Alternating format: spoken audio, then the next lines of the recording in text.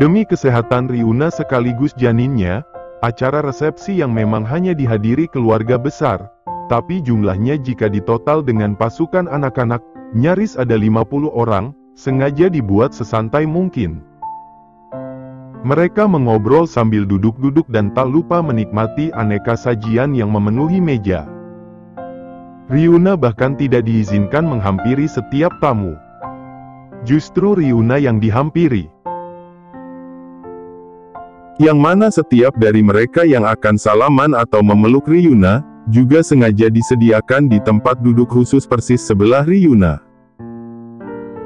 Semuanya setuju dengan konsep tersebut, mengingat dulu, di masanya, Azura pernah keguguran karena kelelahan mengurus persiapan resepsi sekaligus menjalaninya. Mas. Lembut Riuna yang sudah langsung berbisik-bisik ke telinga kiri Kim, tak lama setelah suaminya itu langsung menatap kemudian menunduk. Istrinya Paman Syam kok diem terus? Tadi pas giliran salaman sama dia, juga dia diem dan beneran kaku. Apa aku salah, ya, Mas? Mendengar itu di tengah lagu barat romantis yang disetel lirih mengiringi kehangatan acara di sana, Kim langsung menggeleng kemudian menatap Riuna. Memang orangnya begitu. Aunty cinta orangnya memang gitu. Gimana sih ya, jelasinnya? Pokoknya orangnya baik. Insya Allah. Loh, kok insya Allah? Berarti, Mas juga nggak yakin? Balas Riuna yang memang jadi bingung. Kim langsung mesem dan perlahan tersipu menatap Riuna. Kita lanjut makan saja. Ayo, habisin makannya. Aku suapi, ya. Riuna yang menghargai usaha Kim dalam membahagiakannya, segera menyudahi tanda tanyanya. Ia tersenyum manis kemudian mengangguk. Tentunya, ia menerima setiap suapan yang suaminya lakukan. Orang tua sekaligus kakek neneknya Kim yang satu meja dengan mereka, tampak begitu bahagia memandangi kebersamaan Kim dan Riuna. Senyum hangat tak pernah meninggalkan wajah keempatnya di setiap mereka menatap kebersamaan Kim dan Riuna. Tak jauh dari meja Riuna dan Kim, hadirnya Sabiru yang tampak sengaja duduk di sebelah Kalista, sudah langsung mencuri perhatian Riuna. Sebab otak Riuna langsung ingat agenda titip bunga dari Sabiru untuk Kalista. Karenanya, dengan sendirinya pandangan Riuna memperhatikan apa yang keduanya lakukan. Kalista yang awalnya membungkuk dan Riuna yakini tengah makan, sudah langsung terbengong-bengong menatap Sabiru yang detik itu juga mengumbar senyuman kepada Kalista. Paling mencolok, sebelah tangan Sabiru merangkul pinggang Kalista, tapi mendadak menepuk-nepuk pelan punggung Kalista. Sabiru terlihat sangat menyayangi Kalista dan perhatian pemuda itu mirip perhatian Kim kepada Riuna. SSTT. Lembut Kim sengaja mengusik Riuna yang tak fokus menatapnya. Namun dengan segera, istrinya itu tersenyum kemudian kembali menerima suapannya. Mas, lirih Riuna yang kali ini sengaja bertanya mengenai kedekatan Kalista dan Kim. Mereka sudah dijodohkan dari kecil, singkat Kim masih sangat manis kepada Riuna. Detik itu juga Riuna bengong menatap takjub kebersamaan di depan sana. Masya Allah banget ya Mas, lirihnya ketika tatapannya kembali fokus kepada kedua mata Kim. Kim yang meraih segelas lemon tea hangat miliknya berkata, memangnya kita kurang Masya Allah apa? Detik itu juga, Riuna yang harus menengadah hanya untuk menatap wajah Kim, langsung tersenyum tak berdosa sambil menggeleng. Enggak, Mas. Kita juga Masya Allah banget. Kim langsung tersipu. Kalau capek bilang, kita langsung ke kamar saja. Apalagi hampir sehari perawatan sepertinya kamu juga sudah capek. Memangnya boleh, Mas? Pergi sebelum tamu pergi? Tanya Riuna. Ya boleh. Mereka tahu dan sengaja jaga-jaga, yakin Kim. Sepertinya keluarga besar suamiku memang tipikal orang kaya yang manusiawi. Beda jauh sama keluarga Dodo yang kejamnya melebihi company, batin Ryuna yang kemudian jadi penasaran pada apa yang Brandon lakukan. Seperti dugaannya, Brandon tak ubahnya patung yang benar-benar diam tapi wajahnya wajah Judas. Lain dengan Boy yang kerap berbagi makanan maupun minuman khususnya kepada Kalista yang satu meja dan memang duduk di sebelahnya. Namun dari semua rombongan di sana, termasuk Hiera maupun sekelas Rain yang selalu tidak bisa diam, tampaknya memang tidak ada yang tahu pada interaksi rahasia antara Sabiru dan Kalista. Brandon, sebenarnya apa beban hidup kamu? Kok bisa-bisanya kamu kayak tugu pahlawan gitu? Padahal kamu enggak kalah ganteng dari Mas Kim, tapi sikap dingin kamu, bikin kamu kelihatan serem. Nanti ya, kita ngobrol pelan-pelan. Semoga ada kesempatan buat kita dekat. Terlebih biar bagaimanapun, Mbak juga kakak kamu. Biar beban Mas Kim agak berkurang kalau Mbak ikut bantu-bantu. Batin Ryuna yang kali ini disuapi rujak oleh sang suami. Rujaknya enak banget dan kamu harus coba. Yakin Kim. Mirip tukang dagang yang sedang memikat hati pembeli agar jadi pelanggan. Ryuna langsung tersipu tanpa bisa mengakhiri senyum berikut tatapannya kepada Kim. Memang dasarnya Mas yang ngidam. Lirihnya yang kemudian menerima suapan dari Kim. Anakku sayang banget ke papanya. Makanya papanya jadi heboh ngidam. Ucap Kim dengan bangganya. Masya Allah. Balas Ryuna sambil menahan senyumnya di tengah kesibukannya mengunyah. Ulahnya itu sudah langsung membuat sang suami tersipu. Kapan-kapan, kalian nginep ke rumah Oma, ya? Oma Aleya angkat suara, dan kali ini ia menatap Kim maupun Ryuna dengan tatapan memohon. Hanya diberi senyuman sekaligus anggukan dari Kim yang diikuti oleh Ryuna, hatinya sudah langsung senang.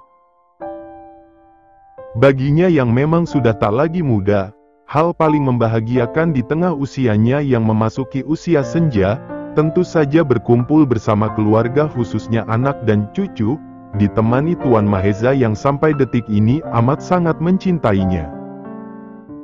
Brut.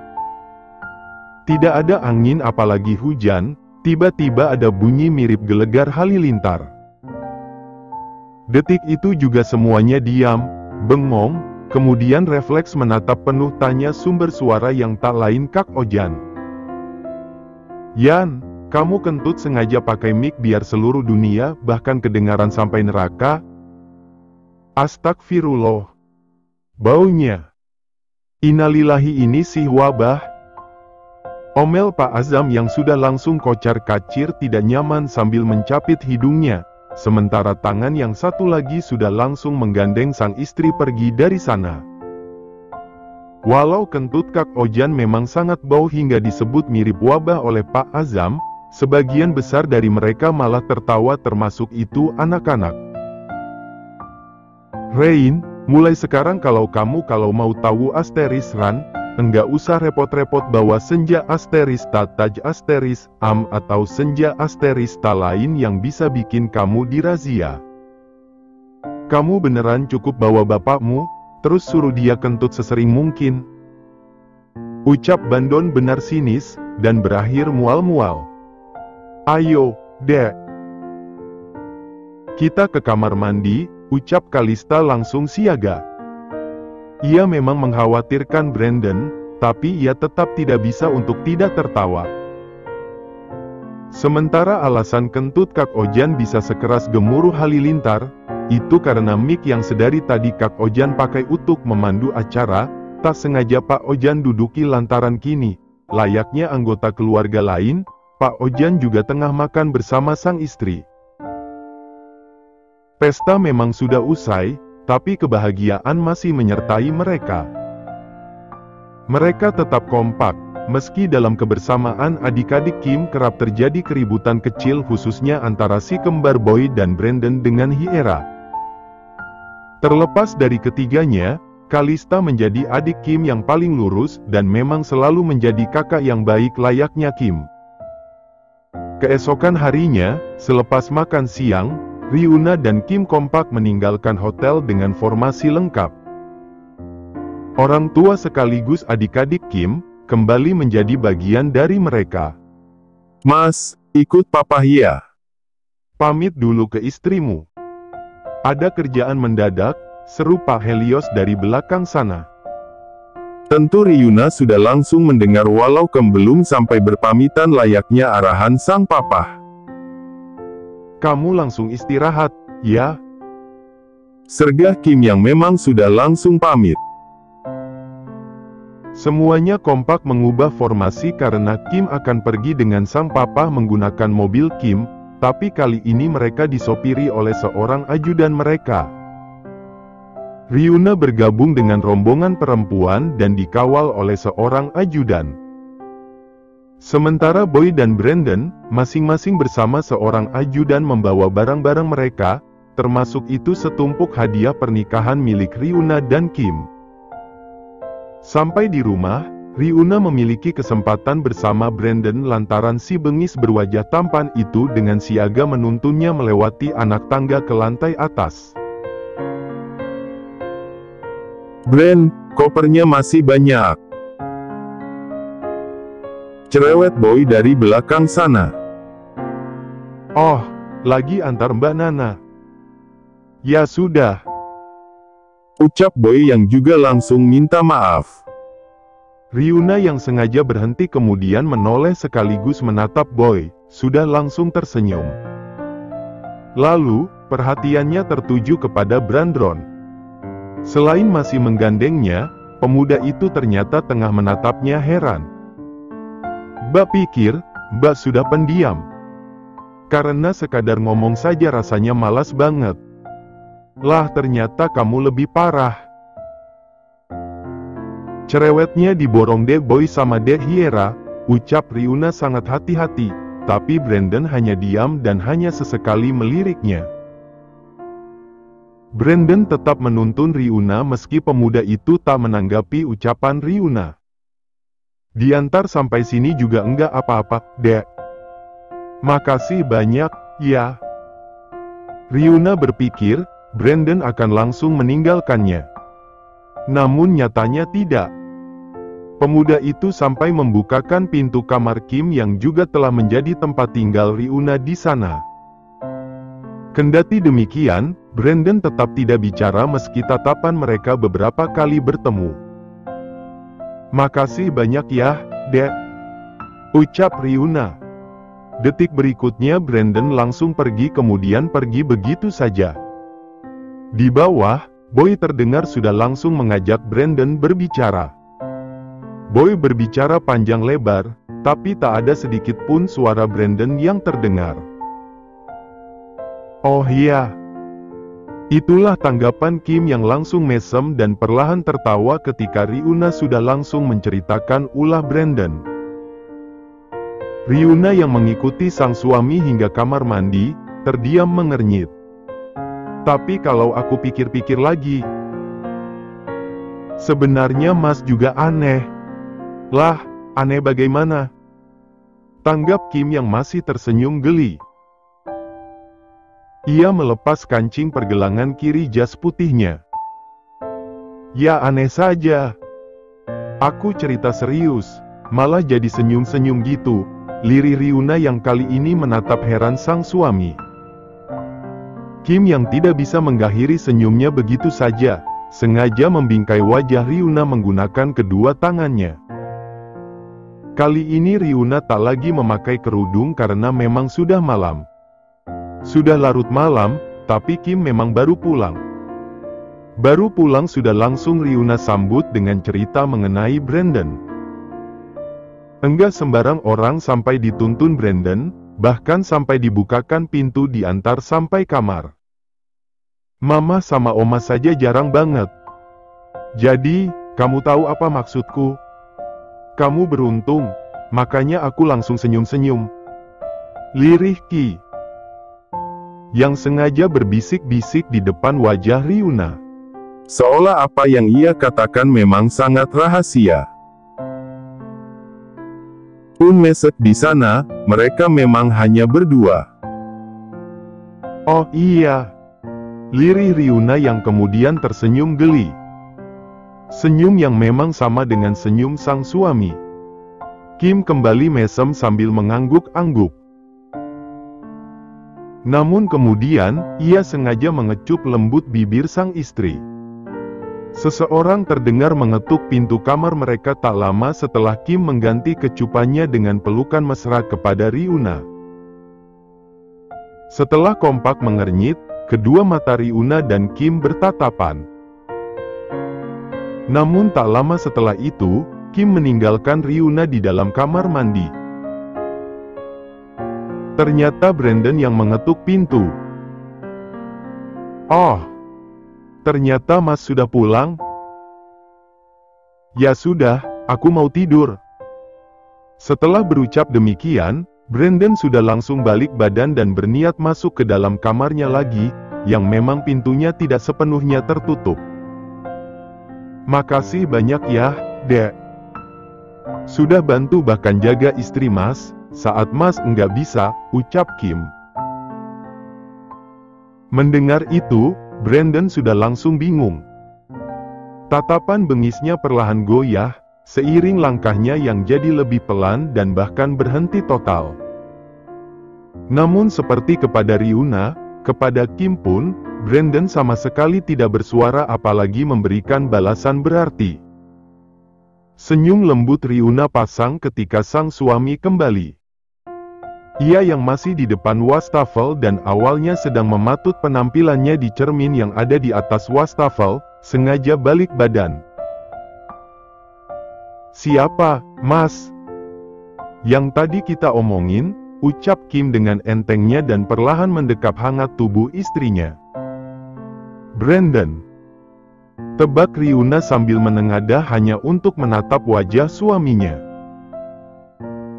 Kim sudah langsung mengangguk-angguk sambil tetap mengunci ubun-ubun Ryuna menggunakan bibirnya. Ryuna yang masih didekap Kim, hanya tersenyum lembut sambil sesekali mengusap kedua lengan sang suami. Namun ketika Ryuna tak sengaja menatap ke cermin di hadapan mereka, jantung Ryuna seolah nyaris copot hanya karena pandangannya mendapati orang lain selain dirinya dan sang suami. Ada sosok bertubuh tegap sekaligus tinggi yang memakai lengan panjang serba putih. Sosok tersebut tersenyum hangat kepadanya, tapi ketika Ryuna menoleh, memastikan si pria bersenyum bersahaja di sudut pintu belakang Kim, sosok itu tak ada. Termasuk juga ketika Ryuna kembali mencarinya di cermin. Pria berpakaian panjang dan kepalanya penuh uban, tapi tubuhnya bercahaya itu, benar-benar tidak ada. Merinding. Itu tadi siapa? Ya. Kelihatan sangat nyata, tapi pas dipastikan malah enggak ada. Meski dari tampangnya terlihat baik. Astagfirullah. Batin Ryuna ragu mengabarkannya kepada Kim, meski kedua tangannya sudah sibuk mengelus perutnya yang masih rata. Mas, kalau boleh tahu, tadi Mas dari mana? Tanya Ryuna. Mendengar itu, Kim langsung menatap bingung pantulan bayangan sang istri di cermin yang ada di hadapan mereka. Ke kantor, di restoran inti. Lantai atasnya kan kantor. Itu yang ke dalam lagi. Besok kalau ikut ke sana, kita lihat-lihat. Kan perginya juga sama papa, ucap Kim sengaja memberi Ryuna pengertian.